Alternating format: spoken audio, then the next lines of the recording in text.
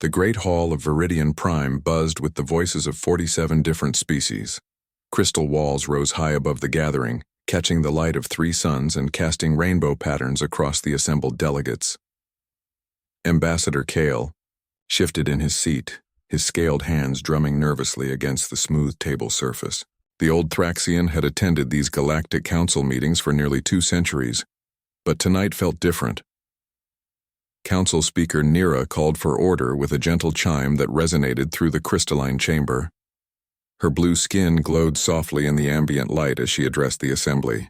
We have concluded our discussions on trade routes and territorial boundaries. Are there any final matters to address before we adjourn? Most delegates were already gathering their data tablets and preparing to leave.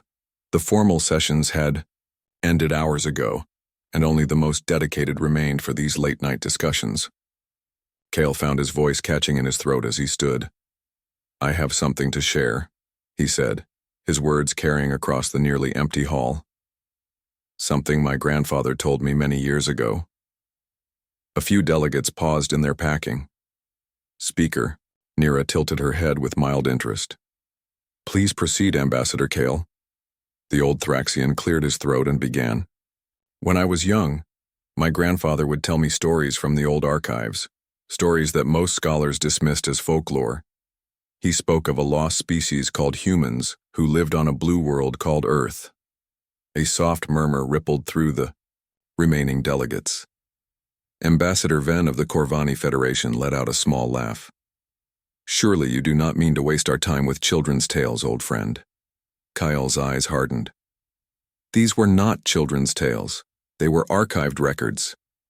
Ancient texts that described a species unlike any we know today. The humans were said to be warriors who fought not for territory or resources but for ideas. They would die for concepts we cannot even understand. What kind of concepts? Speaker Nira asked, her curiosity now genuine. Honor, freedom, the protection of those weaker than themselves. Kale paused, letting the words sink in. But that was not what made them dangerous. What made them dangerous was how they fought. Ambassador Tell of the Nexus Coalition shifted uncomfortably. How did they fight? Kale reached into his robes and pulled out a small data crystal. My grandfather preserved fragments of text from the deepest archives. According to these records, humans did not fight to capture territory or take prisoners. They fought to destroy their enemies completely. The hall fell silent. In all their recorded history, the species of the galaxy had never encountered total warfare. Conflicts were settled through negotiation, economic pressure, or at worst, limited military actions designed to force surrender. The idea of fighting to destroy rather than to defeat was foreign to them all. That cannot be accurate, Ambassador Ven protested. No civilized species would commit such acts. What purpose would it serve? According to the texts, Kale continued, humans believed that some enemies could not be reasoned with. Some threats could only be stopped through complete destruction. He activated the data crystal and holographic text appeared above the table. Listen to this passage. The human fleet approached the enemy stronghold not to demand surrender, but to ensure no enemy would ever threaten their home again. They fired their weapons until nothing remained but debris and silence. Ambassador Tell leaned forward. Weapons? What kind of weapons did they supposedly use? Kyle scrolled through the text. This is where the records become truly strange. The humans did not use energy weapons like we do. They fired solid objects at incredible speed, metal projectiles that could pierce through any barrier. Impossible, scoffed Ambassador Ven.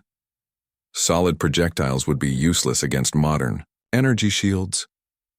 That is what makes these records so puzzling, Kyle admitted. Either the humans possessed technology we cannot understand, or they fought against enemies who had no energy shields at all. Speaker Nira studied the holographic text with growing interest.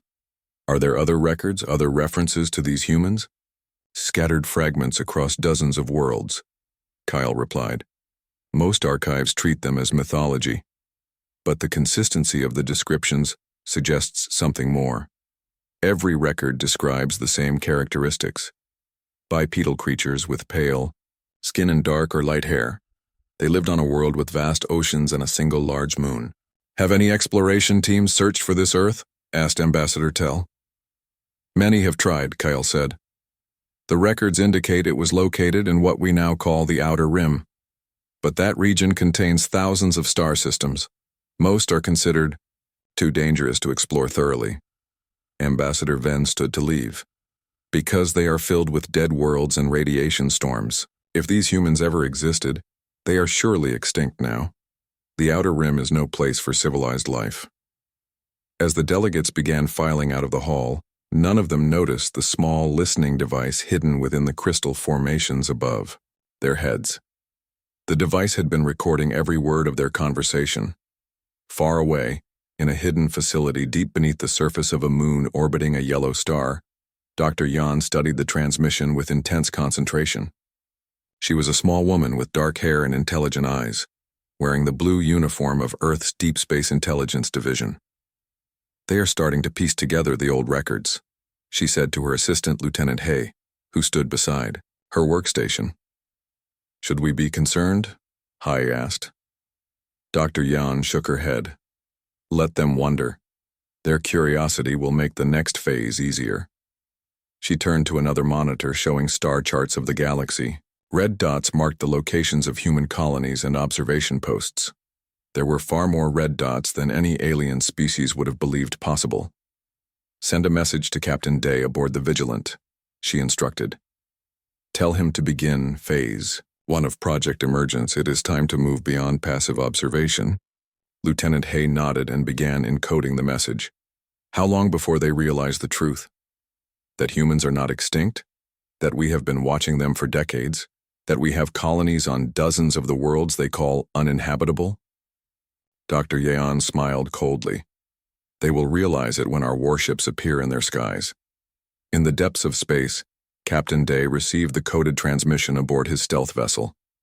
The Vigilant was one of 50 ships of its class, designed specifically for long-range reconnaissance and intelligence gathering. For 30 years, ships like his had observed alien civilizations without being detected. Captain Day was a tall man with graying hair and steady hands. He had spent most of his career watching alien species through sensors and listening devices, learning their languages, studying their military capabilities, and reporting back to Earth's high command. Signal received and confirmed, he told his communications officer, Lieutenant Jun. Prepare to break radio silence. Send a priority message to all fleet commanders in the Outer Rim. What message, sir? Jun asked. Tell them the watching phase is over. Humanity is ready to introduce itself to the galaxy. As the transmission went out across space, reaching dozens of human ships and colonies, Captain Day looked at the star, charts on his main screen. The aliens thought they knew their galaxy. They believed they understood the balance of power among their 47 member species.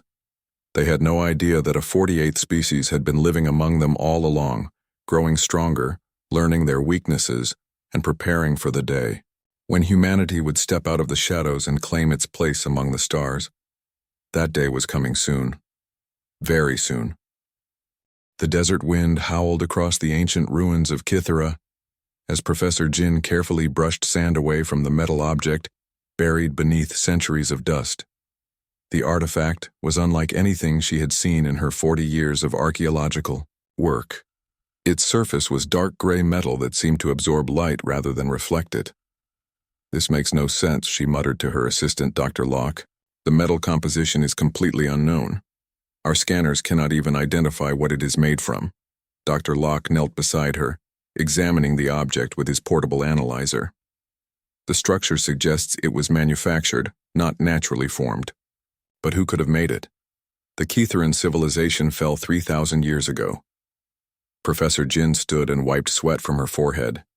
The twin suns of Kythera beat down mercilessly on the excavation site. This object is buried much deeper than any Kytheran artifacts we have found. It predates their civilization by millennia. Their team had been working on Kythera for 6 months, uncovering the remains of an ancient trading post. The dig had proceeded, normally until they found the first strange artifact 3 weeks ago. Since then, they had uncovered dozens of similar objects, all made from the same unknown metal, all bearing symbols that matched no known alien language. "Professor," called team leader Rix from across the dig site, "you need to see this. We found something big." Jin and Locke hurried to where their team had been working on the largest excavation pit. What they saw made them both freeze in shock.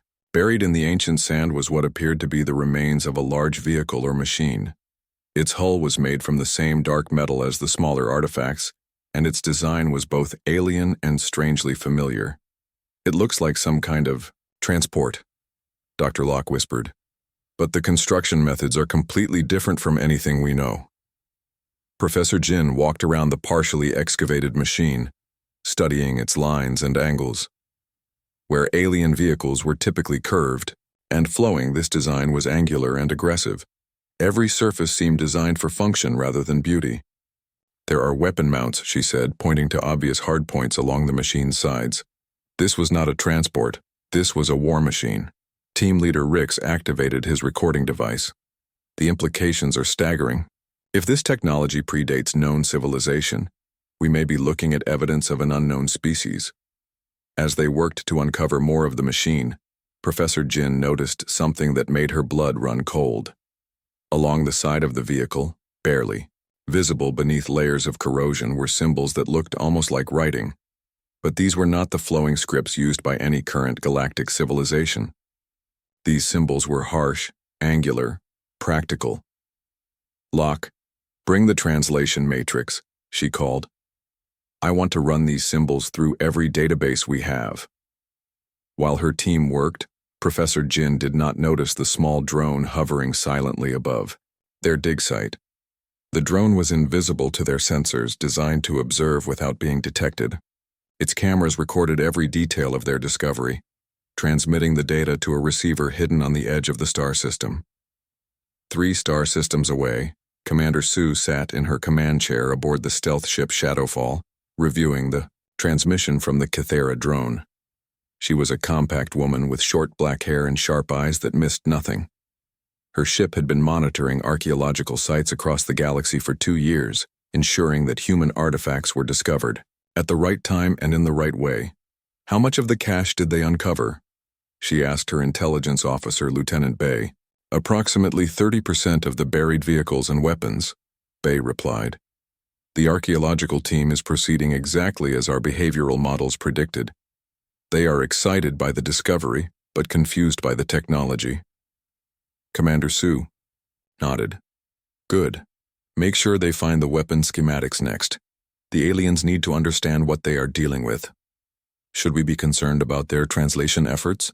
asked Lieutenant Bay. "No," Sue said with a slight smile. "The symbols they found are from old Korean military designations. Even if they manage to translate them, it will only add to the mystery." Meanwhile, in the Nexus Coalition capital system, Investigator Zeph was becoming increasingly frustrated with his own investigation. The Corvani officer had been tasked with examining reports of strange artifacts found on multiple worlds.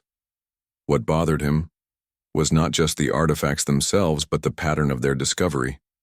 "Too convenient," he muttered as he studied the reports from his office overlooking the busy spaceport. Archaeological teams find these objects at exactly the right depth, in exactly the right condition to be discovered. "It feels manufactured." His partner, Detective Knoll, entered the office carrying a stack of data tablets.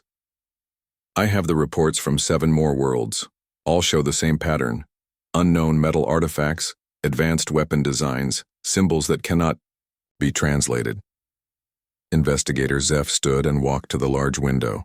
Outside, ships from dozens of species came and went, conducting the peaceful trade that kept the galaxy prosperous. What if the artifacts are not ancient at all? What if someone is placing them? "For what purpose?" Detective Knoll asked. "To make us believe in something that does not exist, or to prepare us for something that does?" Zeph turned back to his partner. "I want surveillance placed on all active archaeological sites. If someone is planting these artifacts, I intend to catch them in the act." Unknown to Investigator Zeph, his office was under surveillance as well. A listening device no larger than a grain of sand had been attached to his desk 3 months earlier. Every word of his conversation was being recorded and transmitted to human intelligence officers. In the Outer Rim territories, Admiral Wu stood on the bridge of the massive human dreadnought Indomitable, studying reports from intelligence teams. Across the galaxy, the ship was one of Earth's newest and most powerful vessels, equipped with weapons that could crack a planet's surface and armor that could withstand the combined firepower of an alien fleet. The archaeological discoveries are proceeding on schedule, reported Captain Shin, his intelligence officer. 17 worlds have now uncovered evidence of human presence. The alien governments are beginning to take notice.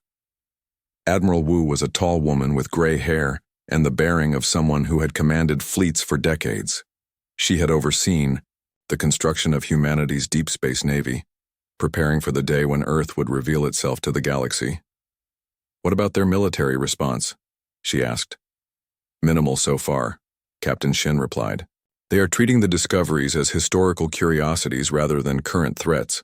Their military leaders cannot conceive of the tactical implications." Admiral Wu walked to the massive view screen that showed the star-filled void ahead of them. "They will learn. How are our forward bases?" "All 37 colonies report ready status," Captain Shin said. "Food production is at optimal levels. Manufacturing is ahead of schedule, and defensive positions are fully prepared." The Admiral nodded. The galaxy's other species had dismissed the Outer Rim as uninhabitable wasteland. They had no idea that humans had been colonizing those supposedly dead worlds for 50 years, turning them into fortified bases capable of supporting massive military operations. "Send word to Earth Command," Admiral Wu ordered. "Tell them Phase 2 is ready to begin. It is time to show the galaxy that some myths are actually memories." As the message raced through space toward Earth, carried by quantum communication, arrays that aliens did not know existed, the galaxy continued its peaceful routine. Trade flowed between star systems, diplomatic missions resolved minor disputes, and archaeological teams dug deeper into mysteries they could not understand. None of them realized that humanity had been preparing for this moment for decades. The artifacts being discovered were not random remnants of a lost civilization. They were carefully placed breadcrumbs leading to an inevitable conclusion. Soon, very soon, the galaxy would learn that humans were not a myth. They were a promise. Captain Min stood on the bridge of the UES Defiance, watching the alien patrol fleet approach through the darkness of space. The human ship hung motionless among the asteroids of the Kepler belt, its dark hull nearly invisible against the black void. To the aliens, it would appear to be just another piece of space debris until it was too late. 6 ships in their formation, reported Lieutenant Hayo from the tactical station. Standard Hegemony Alliance patrol configuration. They are running deep scans of the asteroid field. Captain Min was a quiet man who had spent 15 years commanding deep space reconnaissance missions. His ship, the Defiance, was officially listed as a light exploration vessel in Earth's naval records. The aliens would soon learn that human definitions of light were very different from their own. "They are hailing us, sir," announced Communications Officer Bin. "Standard identification request. Open a channel," Captain Min ordered. "Let us introduce ourselves properly." The main screen flickered to life, showing the bridge of the alien flagship. Fleet Admiral Vel of the Hegemony Alliance appeared. His 4 arms spread in what humans had learned was a gesture of authority among his species. His scaled skin gleamed under the bright lights of his command deck. "Unknown vessel, you are in violation of Hegemony territorial space," Admiral Vel announced. "Prepare to be boarded for inspection and documentation review." "Captain," Min stepped forward, his hands clasped behind his back. "I am Captain Min of the Terran vessel Defiance. You are ordered to withdraw immediately from this system." Admiral Vel's large eyes widened in surprise. "Terran? There is no such species in our databases. You will submit to boarding procedures, or we will disable your vessel." "Admiral," Captain Min said calmly, "I strongly advise against that course of action." The alien commander gestured to his weapons officer. "You pilot a single small ship against 6 heavy cruisers. Your position is hopeless. Surrender now and you will be treated according to galactic law." Captain Min looked at Lieutenant Hayo and nodded slightly. Admiral Vel, you have 30 seconds to begin withdrawal from this system. This is your only warning. Admiral Vel laughed, a harsh sound that his species used to show dominance. Fire suppression beams, disable their engines and prepare boarding parties. What happened next would be studied in alien naval academies for generations to come. The moment the alien ships opened fire, the Defiance transformed from a seemingly helpless exploration vessel into an instrument of destruction that defied everything. The aliens thought they knew about space warfare. The human ship did not try to dodge the incoming energy beams. Instead, it absorbed them with shield systems that the aliens had not known existed. While the aliens were still firing their suppression weapons, the Defiance rotated with impossible speed and unleashed its own weapons. But these were not energy beams. These were solid projectiles fired at a significant fraction of light speed, metal slugs that punched through alien energy shields as if they did not exist and tore through ship hulls like paper. Impossible, Admiral Vel whispered as he watched his flagship's sister ship explode in a ball of fire. Energy shields should stop any physical projectile. Lieutenant Hayo worked at her console with practiced efficiency. Target the command sections first, Captain Min ordered. Make it quick. The Defiance moved through space like a dancer, its engines providing thrust vectors that allowed it to attack from multiple angles simultaneously. Each time it fired, another alien ship died. The projectiles moved too fast for alien point defense systems to track, and their kinetic energy was too great for any armor to withstand. In less than 4 minutes, 5 of the 6 alien ships had been completely destroyed. Only Admiral Vel's flagship remained, its engines damaged and life support failing. This cannot be happening, Admiral Vel said, his voice shaking. 6 heavy cruisers against 1 exploration vessel. How is this possible? Communications officer. Bin opened the channel again. Admiral Vel, you are the sole survivor of your fleet. You will carry a message back to your government. The alien commander stared at the screen in shock. What message? Captain Min stepped into view. Tell your leaders that humanity is no longer hiding. Tell them that the myths and legends they dismissed were historical records. Tell them that we have been watching them, learning from them, and preparing for this moment. Who are you? Admiral Vel demanded. Where do you come from?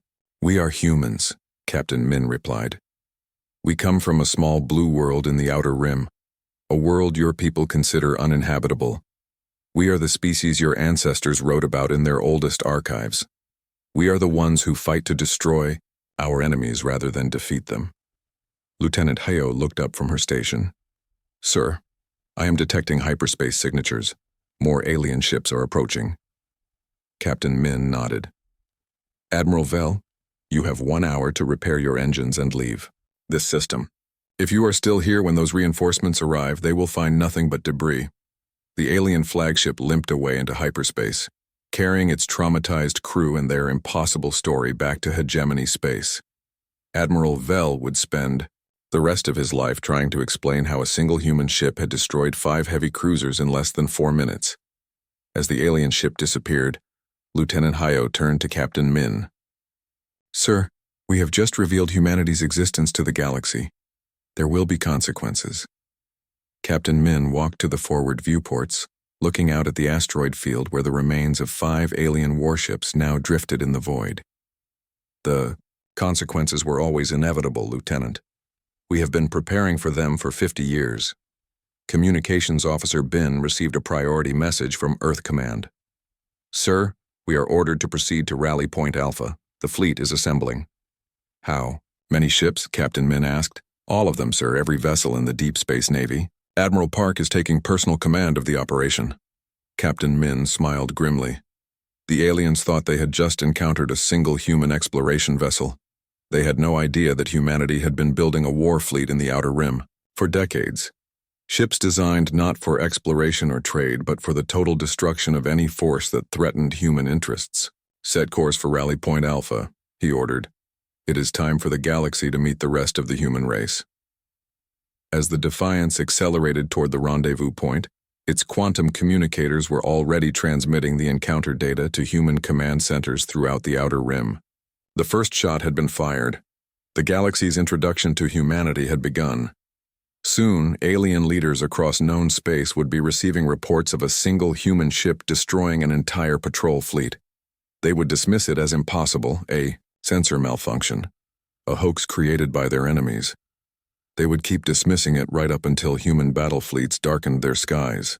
The emergency session of the Galactic Council convened in chaos. Representatives from 47 species shouted over each other in dozens of languages, their voices echoing through the crystal halls of Viridian Prime. Chancellor Rox stood at the central podium, his 3 arms raised for silence, but the panic was too great for normal procedures. "Order! We must have order!" Chancellor Rox called, his voice amplified through the chamber's speakers. The tall, thin leader of the Nexus Coalition had governed the Council for 20 years, but he had never faced a crisis like this. Ambassador Kale rose from his seat, his old scales clicking against each other. "The report from Admiral Vell has been confirmed by deep space sensors. A single unknown vessel destroyed 5 hegemony cruisers in under 4 minutes. "Impossible," shouted Ambassador Tell from across the chamber. "No single ship has that kind of firepower. The sensors must be malfunctioning." "The survivors tell the same story," Kale continued. "The unknown vessel used projectile weapons that penetrated energy shields. The crew claimed to be from a species called humans." A murmur ran through the assembly. Many remembered Kale's recent tale about human legends, but few had taken it seriously. Now those myths were being discussed as current military threats. Chancellor Rox consulted his data tablet. "I have authorized a diplomatic mission to make contact with these humans. Ambassador Yix will lead a small fleet to the coordinates where the encounter occurred." "Is that wise?" asked Ambassador Vell. "If these beings are as aggressive as the reports suggest, a diplomatic approach might be seen as weakness." "We must try diplomacy first," Chancellor Rox replied. "It is the foundation of galactic civilization." 3 days later, Ambassador Yix's diplomatic vessel approached the edge of the Kepler system, accompanied by 2 escort cruisers. The ambassador was a peaceful being from the crystalline worlds, chosen for his skill in first contact situations. His ship broadcast standard peaceful intent signals on all frequencies. "No response to our hails," reported his communications officer. "The system appears empty." "Continue broadcasting," Ambassador Yix ordered. "Perhaps they need time to prepare their own diplomatic response." The diplomatic fleet had been in the system for less than an hour when space around them suddenly filled with energy.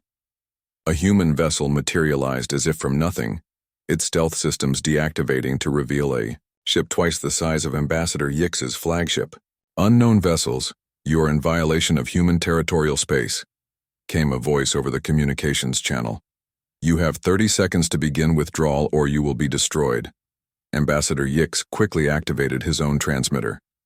"This is Ambassador Yix of the Galactic Council. We come in peace to establish diplomatic relations with your species. Your presence here is an act of aggression," the human voice replied coldly. "No exceptions will be made. Withdraw immediately." "Please, we only wish to talk," Ambassador Yix pleaded. "Surely we can find peaceful solutions to any misunderstandings." The human ship opened fire without further warning. 3 precise shots struck the diplomatic vessel's engines, leaving it dead in space but intact. The 2 escort cruisers moved to protect their ambassador, but they exploded before they could even raise their shields. "Your escort vessels have been destroyed because they were armed," the human voice explained. "Your diplomatic ship will be allowed to return to carry this message. Humanity does not recognize the authority of your Galactic Council. Human space is closed to all alien vessels. Any ship that enters our territory will be destroyed without further warning." Ambassador Yix stared at his damaged console in shock, but the laws of civilized space require diplomatic immunity. You cannot simply close off entire star systems. "We do not follow your laws," the human replied. "We make our own. You have 1 hour to effect repairs and leave this system. Do not return."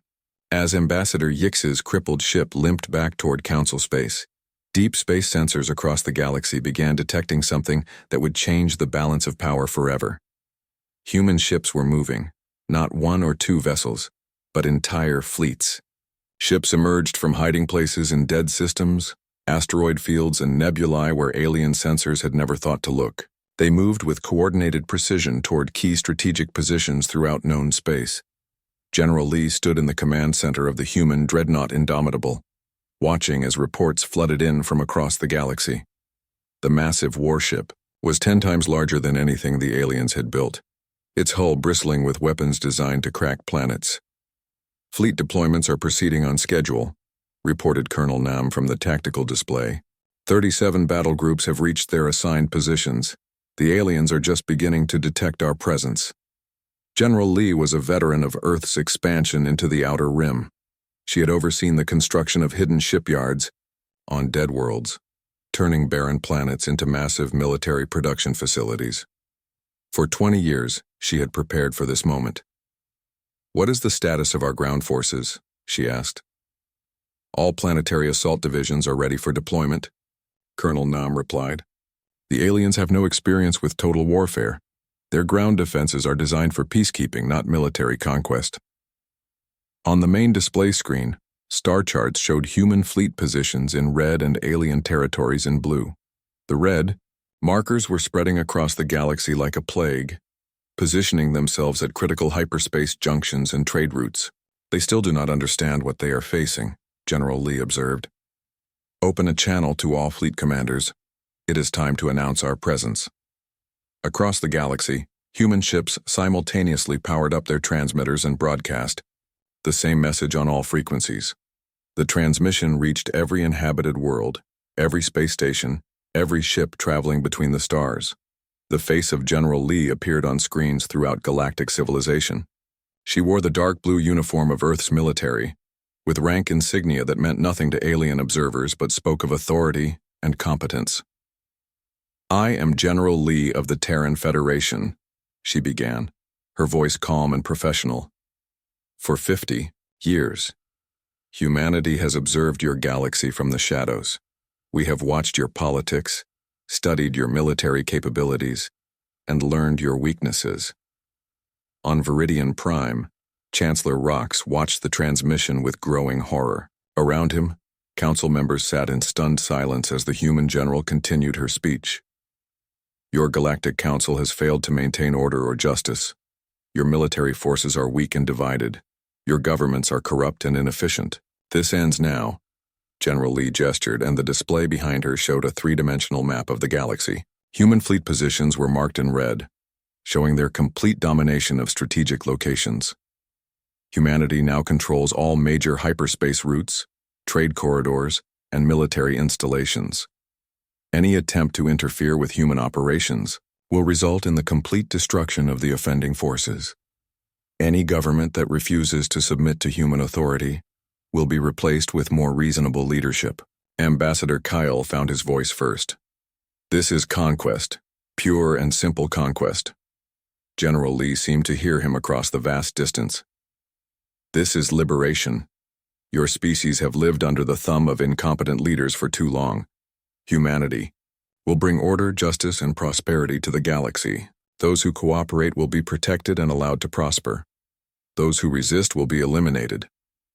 The transmission ended, leaving the Galactic Council in stunned silence. For the first time in galactic history, a single species had announced its intention to dominate all others through military force. Chancellor Rox stood on shaking legs. "We must mobilize the fleet. Every ship, every weapon, every ally we can find. This cannot be allowed to stand." "With respect, Chancellor, Ambassador," Kale said quietly, "I do not think our fleets will be enough. If the humans have been preparing for 50 years while we believed them to be myths, they will have advantages we cannot imagine." "Then what do you suggest?" Chancellor Rox demanded. Before Ambassador Kale could answer, alarms began sounding. Throughout the chamber, the massive crystal walls of the meeting hall darkened as external shields activated. "Council members, please remain calm," came the voice of the station's security chief. "We are detecting a large fleet approaching Viridian Prime. ships of unknown design but massive in scale. Through the darkened crystal walls they could see lights moving against the stars. Hundreds of lights, growing brighter as they approached. Chancellor. Rox realized with growing dread that humanity's introduction to the galaxy was just beginning. The Nexus Gate stood like a monument to galactic cooperation, its massive ring structures creating the largest artificial hyperspace junction in known space. For 3 centuries, it had served as the gateway between the inner worlds and the outer territories. Today it would become the site of the largest space battle in galactic history. Battlemaster Krone stood on the bridge of the Hegemony flagship Eternal Victory, surrounded by the largest fleet ever assembled by alien civilizations. 2,000 ships from 17 different species formed defensive formations around the gate. It was every warship the combined governments could gather on short notice. Status report, Krone ordered, his 4 arms working at multiple control stations simultaneously. The veteran commander had fought in dozens of conflicts over his long career, but never anything approaching this scale. All ships report ready for combat, his tactical officer replied. The human fleet should arrive within the hour based on long-range sensor data. Krone studied the tactical display, reviewing deployment patterns that represented centuries of military doctrine. His ships were arranged in the traditional sphere formation, with heavy cruisers on the outside, battleships in the middle, and command vessels at the center where they could coordinate the battle safely. How many human ships are we expecting? He asked. Intelligence estimates between 50 and 100 vessels, came the reply. Even if their individual ships are superior to ours, we still have overwhelming numerical advantage. Krone nodded, but something nagged at him about the reports he had read. Human tactics seemed to focus on speed and destruction, rather than the careful maneuvering that characterized civilized warfare. Still, no force could overcome 20-to-1 odds. Incoming. Hyperspace signatures, announced the sensor operator. Multiple contacts bearing 27 Mark IV. The space around the Nexus Gate shimmered, and the human fleet emerged from hyperspace in perfect formation. Krone's confidence began to waver as he saw what they were facing. The human ships were larger than intelligence reports had suggested, and their dark hulls seemed to absorb light rather than reflect it. Count? Krone asked. 43 vessels, his officer reported. But sir, those are not light cruisers or exploration ships. Those are capital ships. Every single one of them is the size of our largest battleships. Admiral Park stood in the HFY command center of the human dreadnought Victorious, studying the alien formation with professional interest. The Korean officer had designed many of the tactics that human fleets would use today, based on 50 years of observing alien military exercises. Classic defensive sphere, she observed to Captain Yun, her tactical coordinator. They are protecting their command ships and trying to bring maximum firepower to bear from multiple angles. Captain Yun nodded as he studied the tactical display.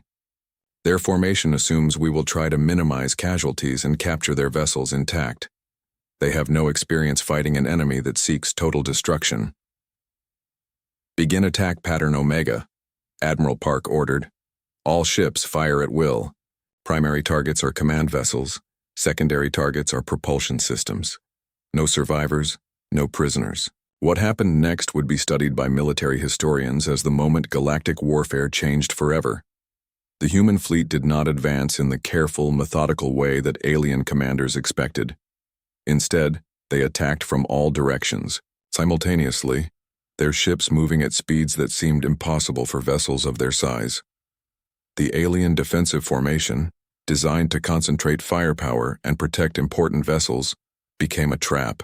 Human ships fired kinetic projectiles that punched through multiple alien vessels in single shots. Energy shields that had protected alien fleets for centuries were useless against solid projectiles moving at relativistic speeds. Impossible, Battlemaster Krone shouted as he watched 3 of his heavy cruisers explode in rapid succession. Energy shields should stop any physical projectile. Sir, their projectiles are moving at nearly 30% of light speed, his tactical officer reported. At that velocity, even a grain of sand would have the impact of a nuclear weapon. The human ships moved through the alien formation like predators among prey. Each shot was precisely targeted, each kill was clean and efficient. There was no wasted ammunition, no missed opportunities, no mercy for disabled vessels. Captain Yun coordinated the attack from his station aboard the Victorious. Target the command sections first. Alien fleets become disorganized when they lose central command. Major Gill led the human boarding parties that had been launched the moment the battle began. His soldiers wore powered armor that allowed them to survive in hard vacuum, and they moved between ships using personal propulsion systems that the aliens had never encountered. Boarding alien flagship now, Gill reported over the tactical channel. Resistance is minimal. They are not equipped for internal combat. The aliens had designed their ships for space warfare, with internal layouts focused on efficiency and comfort. They had never imagined that enemy soldiers would board their vessels while the battle was still raging. Human Marines moved through alien corridors like a force of nature, systematically eliminating resistance and capturing strategic positions. This cannot be happening, Battlemaster Crone said as alarms sounded throughout his flagship. They have boarding parties inside our ships while we are still fighting. How is this tactically possible? His question was answered when human soldiers breached the bridge. Major Gill's voice came through the ship's communication system. Alien Commander, you are ordered to surrender your vessel. Resistance will result in the destruction of your entire crew. Crone looked around his bridge, seeing his officers frozen with shock and fear. In 40 years of military service, he had never encountered an enemy that treated space combat as just another battlefield to be conquered, rather than a formal duel between opposing forces. We surrender, he said quietly. Across the battlefield, the story was the same. Human tactics were not just superior, they were incomprehensible to alien military thinking. While alien commanders tried to coordinate their remaining forces, human ships systematically destroyed every vessel that had not surrendered. Admiral Park watched the battle conclude from her command center. The engagement had lasted exactly 17 minutes. Of the 2,000 alien ships that had defended the Nexus Gate, fewer than 50 remained intact. Those survivors had been captured by human boarding parties, their crews taken prisoner, their technology seized for analysis. Casualty report, she requested. 0 human fatalities, Captain Yun reported. Minor damage to 3 vessels, all systems operational. Admiral Park nodded. The results were exactly what human war games had predicted. Alien military doctrine was designed for limited conflicts between civilized opponents.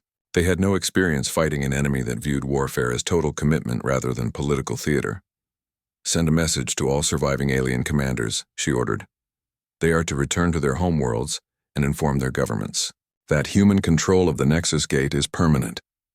Any attempt to recapture this position will result in the complete destruction of their fleets and the bombardment of their homeworlds. Strategic AI Oracle processed the battle data and updated human tactical databases across the galaxy. The artificial intelligence could coordinate military operations across multiple star systems simultaneously, something alien commanders had never imagined possible. Admiral, Oracle reported through the ship's communication system. 17. Additional alien fleets are moving toward human positions throughout the galaxy. They appear to be attempting coordinated strikes against our forward bases. Admiral Park smiled grimly. Send the battle recordings to all human fleet commanders. Make sure they understand that alien military capabilities are exactly what our simulations predicted. Weak, slow, and completely unprepared for real warfare. As news of the Nexus Gate battle spread across the galaxy, alien governments began to realize the true scope of what they faced. Humanity was not just technologically superior, they were operating according to completely different rules. Rules that made no allowance for mercy, negotiation, or limited warfare. The galaxy's introduction to human military might was complete. Now came the harder lesson, learning to live under human rule. 6 months after the Battle of Nexus Gate, the great crystal halls of Viridian Prime hosted a very different kind of gathering. The Galactic Council had been dissolved, replaced by the Terran Federation Assembly. Representatives from 47 species sat in careful rows, but they no longer debated as equals. They served as advisors to human administrators who had assumed control of galactic government. President Cho stood at the central podium where Chancellor Rox had once presided. The human leader was a small woman with gray hair and sharp eyes that seemed to see everything. She had been chosen to lead the transition from alien rule to human administration, a task that required both diplomatic skill and unwavering authority. The monthly production reports show continued improvement across all sectors, she announced to the Assembly. Agricultural output is up 18%, manufacturing efficiency has increased by 22%, and interstellar crime has dropped to the lowest levels in recorded history. Former Chancellor Rox sat in the front row, no longer wearing the ceremonial robes of his former office. He had been appointed as human liaison for alien integration, a position that required him to help his fellow aliens adapt to human expectations of competence and efficiency. The humans have accomplished in 6 months what we failed to achieve in centuries, he had told other former leaders in private. Their administrative systems eliminate corruption simply by making it impossible to hide. Dr. Kim worked in her laboratory aboard the orbital research station that had been built above Viridian Prime. The human scientist was responsible for the controlled release of human technology to alien civilizations, ensuring that helpful innovations were shared while maintaining human military superiority. The medical technology transfers are proceeding ahead of schedule, she reported to President Cho during their weekly briefing. Alien life expectancy has increased by an average of 30% since we began sharing our biological research. What about military applications? President Cho asked. Carefully controlled, Dr. Kim assured her. We are sharing defensive technologies and industrial improvements, but all weapons research remains restricted to human personnel. The transformation of galactic civilization had been swift and comprehensive. Human administrators had replaced corrupt alien bureaucrats with systems that actually functioned. Starving worlds received food shipments from human agricultural colonies. Planets suffering from disease outbreaks received medical aid that seemed miraculous by alien standards. Admiral Song commanded the Terran Federation fleet from her flagship above the Nexus Gate. The permanent human presence ensured that no alien government could attempt to restore the old order through military force. Her ships patrolled every major trade route, protecting merchant vessels and ensuring that conflicts between alien species were resolved quickly and fairly. Patrol Report. 7 shows continued compliance with Federation regulations, she informed President Cho during their daily communication. No alien vessels have attempted to enter restricted space, and all trade disputes have been resolved through proper channels. Any signs of organized resistance? President Cho asked. None, Admiral Song replied. The alien populations appear to be adapting well to human governance. Quality of life improvements have eliminated most sources of civil unrest. On worlds throughout the galaxy, alien populations were experiencing prosperity and security that previous generations had never imagined possible. Human engineering had restored dead ecosystems. Human medicine had eliminated diseases that had plagued alien species for millennia, and human justice had ended the corruption that had allowed the strong to exploit the weak. Ambassador Kale, now serving as cultural preservation advisor, had become one of humanity's most effective advocates among his own people. The old Thraxian worked to help alien species maintain their traditions and identity while adapting to human standards of behavior. The humans do not seek to destroy our cultures, he explained to a gathering of alien religious leaders. They seek to eliminate the parts of our cultures that cause suffering and inefficiency. We are free to maintain our art, our music, our spiritual beliefs. We are not free to maintain systems that oppress the weak or reward corruption. The transformation had not been without challenges. Some alien leaders had attempted to organize resistance movements, believing that human rule would be temporary. Those attempts had been crushed quickly and efficiently by human security forces that seemed to know about plots before they were even fully formed. Dr. Yan had been promoted to Director of Intelligence Integration, overseeing the network of monitoring systems that kept human administrators informed about conditions throughout the galaxy. The surveillance infrastructure that had been built during decades of hidden observation now serve to maintain peace and order. The monitoring systems show that resistance activity has dropped to negligible levels, she reported to President Cho. Most alien populations have accepted that human rule is permanent and beneficial. What about the younger generations? President Cho asked. They are adapting even faster than their elders, Dr. Yan replied. Alien children who grow up under human administration show higher levels of education, better health, and more productive attitudes toward work and social responsibility. As the first year of human rule concluded, President Cho prepared to address the Terran Federation Assembly on the anniversary of humanity's emergence from the shadows. Representatives from every species in the galaxy gathered to hear her speak about the future of galactic civilization. 1 year ago, your governments believed that humanity was a myth, she began. You dismissed our existence as folklore and legend. Today, you live under human protection in the most prosperous and peaceful era in galactic history. The assembled aliens listened in respectful silence. Many of them had initially resented human conquest, but the results spoke for themselves. Their worlds were safer, their economies were stronger, and their people were happier than they had ever been under alien rule. Some of you still remember the old ways, President Cho continued. The corruption, the inefficiency, the endless conflicts that achieved nothing but suffering. That era is over. It will never return. Former Chancellor Rox stood and asked permission to speak. President Cho nodded and he addressed the assembly in a voice filled with conviction. I have served in government for over 200 years, he said. I thought I understood leadership and administration. I was wrong. In 1 year, humanity has accomplished what our species failed to achieve in millennia. They have given us peace, prosperity, and hope for the future. The humans demand much from us, he continued. They expect competence, honesty, and hard work. They do not tolerate corruption, laziness, or cruelty. In return, they provide security, justice, and opportunities for advancement that were impossible under the old system. President Cho thanked the former chancellor and turned back to the assembly. The galaxy is now under human protection. That protection comes with responsibilities. You must earn your place in the new order through merit and contribution. There are no special privileges based on species, wealth, or political connections. Those who contribute to galactic prosperity will be rewarded. Those who work to undermine human authority will be eliminated. The choice is yours.